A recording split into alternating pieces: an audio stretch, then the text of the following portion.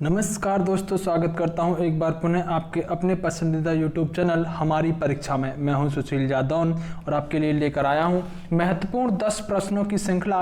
यानी कि आज हम जो पढ़ने वाले हैं वह 10 महत्वपूर्ण प्रश्नों को पढ़ने वाले होंगे, जो करंट अफेयर के प्रश्न यहाँ पर रहने वाले होंगे। लेकिन मैं आपसे एक चीज़ शेयर करना चाहता हूँ कि कल क्या हुआ मेरे चैनल के साथ कि कल मेरा चैनल यहाँ पर यूट्यूब के द्वारा या कुछ कंप्लेंटों की वजह से यहाँ पर मेरा चैनल यूट्यूब के द्वारा डिलीट कर दिया गया। जब मेरे जो पर साथी कल इस YouTube चैनल को ढूंढ रहे होंगे वह पा रहे होंगे कि उनको YouTube चैनल मिल ही नहीं रहा है। मेरे नाम का कोई YouTube चैनल YouTube पे है ही नहीं। पूरा का पूरा डाटा डिलीट कर दिया गया, सब कुछ हटा दिया गया। और सिर्फ एक रात को 1 बजे मुझे एक मेल आया। उस मेल के अंतर्गत लिखा गया था कि आपके चैनल को बैन कर दिया गया है, कुछ यहाँ पर टर्म्स एंड कंडीशनों को फॉलो ना करने की वजह से।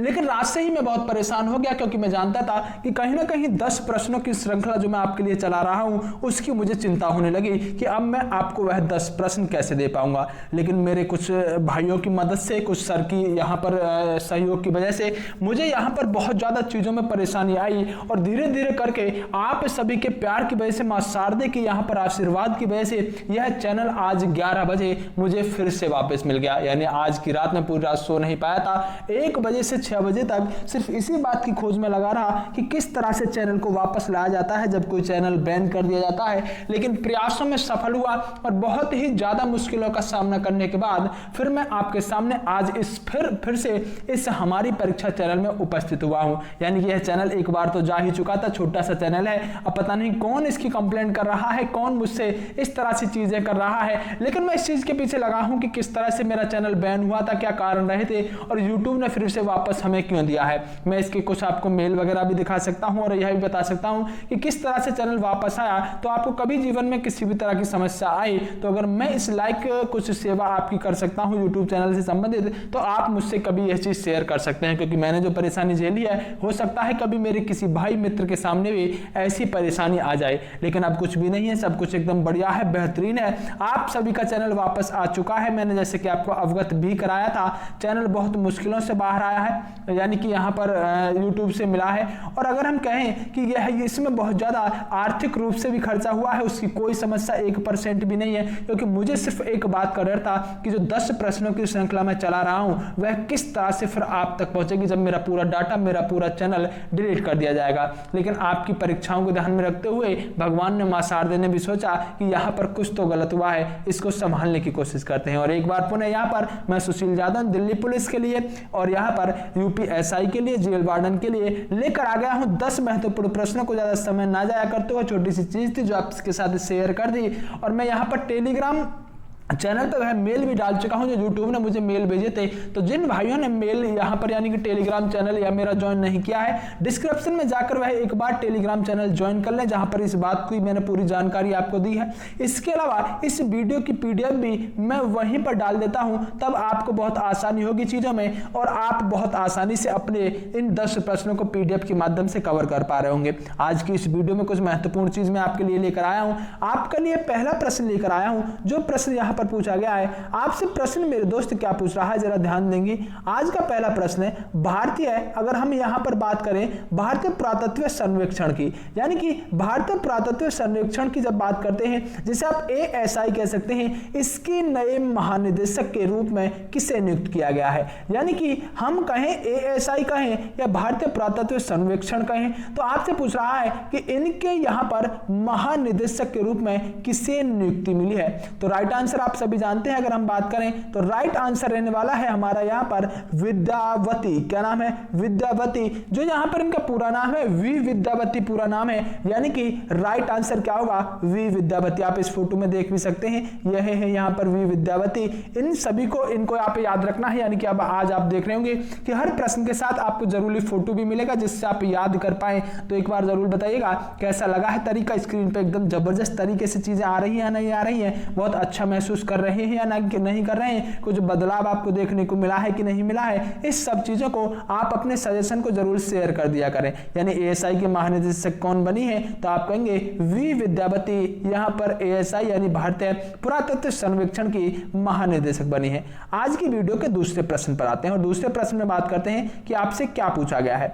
अगर दूसरे प्रश्न की मेरे दोस्त बात करते हैं तो दूसरे प्रश्न में आपसे यहां पर पूछा गया है कि हाल ही में स्वदेशी रूप से विकसित परमाणु सक्षम सतह से सतह पृथ्वी 2 मिसाइल का सक्रिय परीक्षण किया गया है। तो यह चाह रहा है कि किस जगह पर इस मिसाइल का परीक्षण किया जाने का काम किया गया है। कौन सी मिसाइल है, सतह से सतह पर वार करने वाली पृथ्वी 2 मिसाइल का परीक्षण किया गया है। तो अगर राइट आंसर की बात करें तो आप सभी जानते हैं इन सभी मिसाइलों का परीक्षण कहां से, उड़ीसा से किया जाने का काम किया जाता है। तो राइट आंसर क्या होगा, उड़ीसा से इसका यहां पर परीक्षण किया गया है। अगर अगले प्रश्न की बात करते हैं प्रश्न नंबर 3 की, तो प्रश्न नंबर 3 की जरा थोड़ा सा समझिएगा प्रश्न नंबर 3 में क्या कह रहा है। प्रश्न नंबर 3 में एक बहुत अच्छा सा प्रश्न आपके लिए है। आपसे पूछ रहा है कि हाल ही में एक अनूठा ड्रम पुस्तकालय शुरू किया गया है। अगर हम बात करें अनूठा ड्रम जो नाम का यहां पर हम कह सकते हैं जो पुस्तकालय है वह कहां पर बनाया जा रहा है, तो आप कहेंगे कलकत्ता के अंदर इस पुस्तकालय का निर्माण किया जा रहा है। यानी आपसे किसी तरह प्रश्न पूछ सकता है कि अनूठा ड्रम नामक पुस्तकालय कहां पर है या हाल फिलहाल में ही कहां पर निर्मित इसे किया जा रहा है, तो आप एक ही बात कहेंगे कलकत्ता के अंदर इससे यहां पर हम कह सकते हैं शुरू किया जा रहा है। राइट आंसर क्या होगा, कलकत्ता। अगर अगले वीडियो में अगले प्रश्न में आते हैं और अगले प्रश्न में देखिएगा इन व्यक्ति को तो आप कौन नहीं जानता होगा कोरोना काल में जिन्होंने यहां पर गरीब लोगों को उनके घर तक पहुंचाने के लिए कदम उठाया था, सरकार को भी इसके लिए पीछे छोड़ दिया था और बहुत ज्यादा अहम भूमिका निभाई थी। यानी कि आपसे पूछ क्या रहा है, यहां पर आपसे सिर्फ इतना पूछ रहा है कि एशियर इंडिया के ब्रांड एम्बेसडर किससे नियुक्त किया गया है। एशियर इंडिया के ब्रांड एम्बेसडर कौन बने हैं, आप फोटो में देख पा रहे होंगे। इन व्यक्ति को कौन नहीं जानता है, हर व्यक्ति के दिल में बस चुके हैं। राइट आंसर क्या रहने वाला है, सोनू सूद यहां पर ब्रांड एम्बेसडर बनने का काम किया है। तो सोनू सूद को आप सभी याद रखेंगे, एशियर इंडिया के यहां पर कौन ब्रांड एम्बेसडर बने हैं। आगे अगर हम बात करते हैं तो आगे ध्यान दीजिएगा वीडियो का हम यहां पर 5वां प्रश्न लेकर आते हैं। सतर्कता आयोग की स्थापना भ्रष्टाचार जांच करने के लिए, कौन सा आयोग है, पहले आयोग ध्यान रखिएगा। सतर्कता आयोग की स्थापना भ्रष्टाचार की जांच करने के लिए और अधिक पारदर्शिता लाने के लिए कौन सी सरकार इसका गठन करेगी। सतर्कता आयोग का निर्माण यानी गठन किया जा रहा है और यह किस लिए होगा, भ्रष्टाचार की जांच करने के लिए और अधिक पारदर्शिता लाने के लिए इसका गठन किया जा रहा है। तो कौन सी सरकार इसका गठन करने का काम कर रही है, यह प्रश्न आपसे पूछ रहा है। आप सभी को दिख रहा होगा कि यह किस राज्य के मुख्यमंत्री हैं। अगर हम बात करें तो राइट आंसर क्या रहने वाला है, पंजाब हमारा यहां पर राइट आंसर रहने वाला है। क्या राइट आंसर होगा, पंजाब राज्य सतर्कता आयोग की स्थापना कर रही है, इसे मंजूरी भी मिल चुकी है। तो राइट आंसर क्या होगा, पंजाब।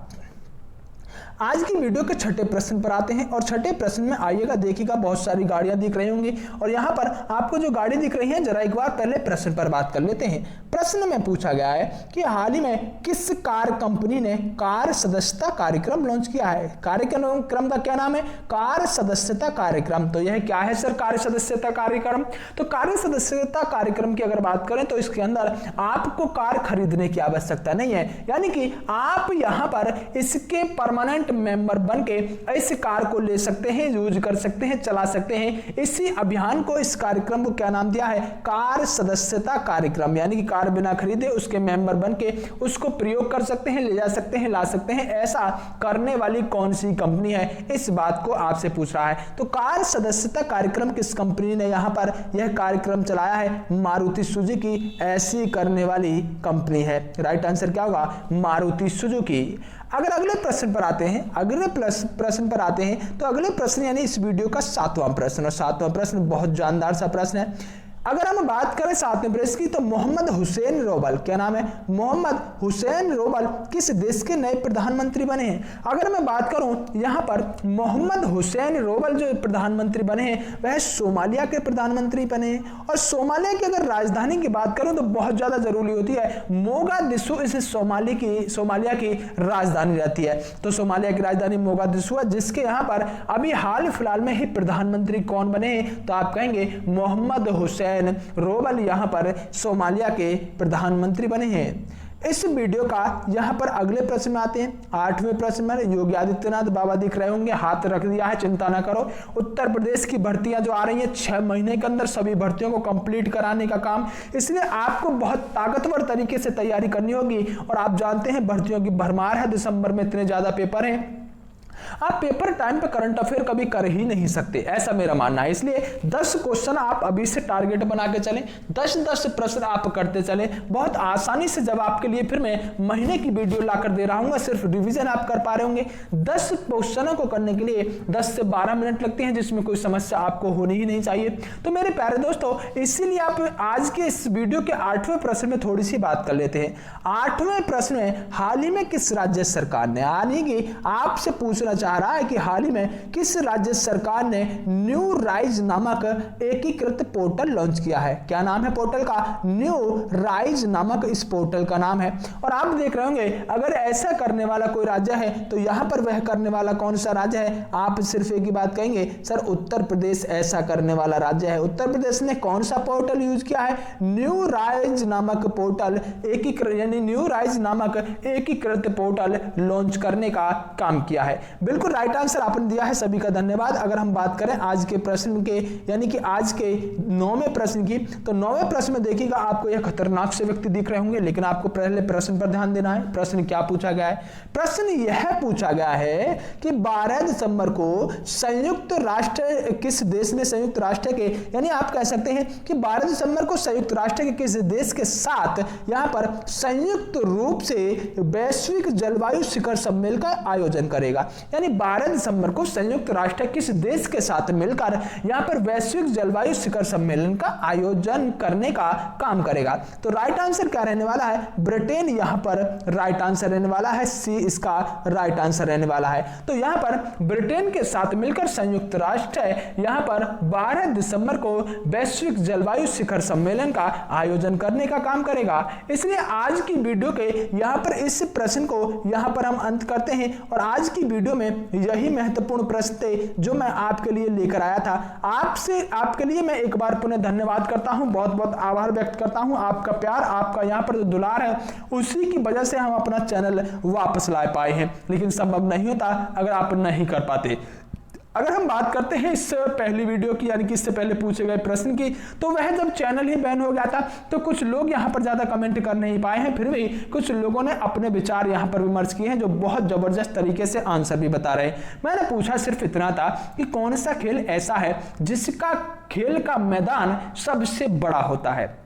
यह है मेरा प्रश्न था। अंतिम वीडियो में सही आंसर दे रहे हैं हरीश पाल और कह रहे हैं सर सबसे बड़ा खेल का मैदान पोलो का होता है जो जोधपुर में है। पोलो में खिलाड़ियों की संख्या 4 होती है। अगर पोलो में खिलाड़ियों की संख्या 4 होती है तो जब आप पोलो शब्द को लिखेंगे तो देखिए पोलो को लिखते समय जब आप इंग्लिश में लिखेंगे तो इसके अंदर लिखे गए शब्दों की संख्या भी कितनी होती है? 4 होती है। तो जितने शब्द है पोलो में उतने ही पोलो की यहां पर क्या है? खिलाड़ियों की संख्या रहती है। उसके अलावा आंसू कटारिया जी बिल्कुल सही आंसर दे रहे हैं, सबसे बड़ा मैदान पोलो का होता है। प्रीति मावी जी बहुत विस्तार से लिख रहे हैं, बहुत जबरदस्त तरीके से लिखा है इन्होंने बताया भी है 1869 में यह इसे इंग्लैंड से लाया गया है। तो ऐसी बातें भी यहां पर प्रीति मावी जी ने बहुत विस्तार से लिखी, बहुत बहुत धन्यवाद इसका, आप सभी ने बिल्कुल सही लिखा है।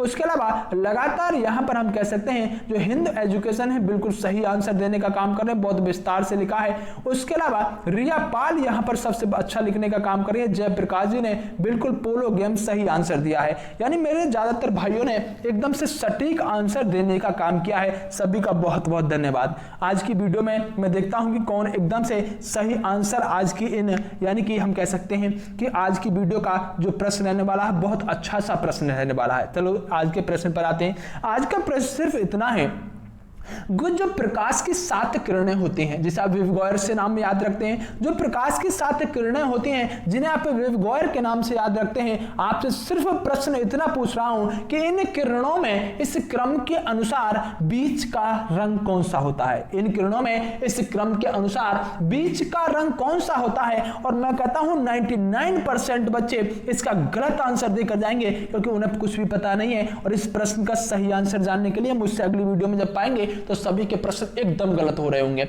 यानी कि जो वेवगायर है, इस वेवगायर के अंदर बीच की कलर कौन सा है, बीच की कौन सी किरण होती है, जो श्वेत प्रकाश होता है यानी कि 7 रंगों का होता है, उसके अंदर जो बीच के रंग होती है, बीच की किरण होती है, वह कौन से कलर की होती है, सिर्फ इस बात को आपसे पूछना चाहता हूं। तो चलिए प्यारे दोस्तों, बेस्ट ऑफ लक, मिलेंगे अगली वीडियो में। बहुत बहुत धन्यवाद, नमस्कार, जय हिंद।